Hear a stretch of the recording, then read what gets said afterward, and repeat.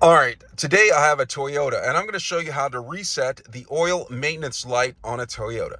But before we get started, could you give me a thumbs up as well as subscribe to my channel? I'll appreciate it tremendously. All right, thanks a lot. All right, so now to get started, I am sitting behind the steering wheel of this Toyota, all right?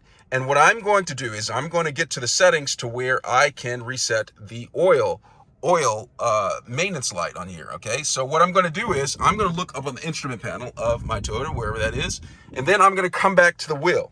Okay, all right, Trump, take the wheel. All right, so I'm going to go right here and I am going to go ahead and press over on this joystick or joypad right here. And when I'm doing this, it's actually scrolling over and I'm trying to get to, let me see if you can see that. I'm trying to get to that wheel cog.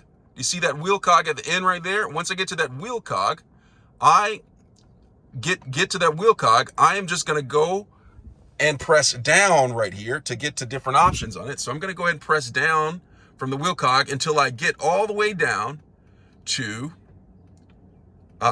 vehicle settings. You see that? It says vehicle settings. And once I get that, I'm going to select it by hitting the center button like that. And then it goes to maintenance system. All right, so once it's on that, I'm going to press that center button again, and then it's going to take me to here, maintenance system. I'm going to go to oil maintenance. And then once I get to oil maintenance, it gives me selections of to reset yes or reset no.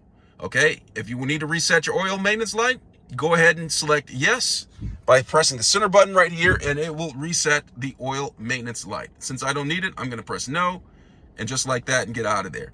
I hope this is helpful. Thanks a lot for watching.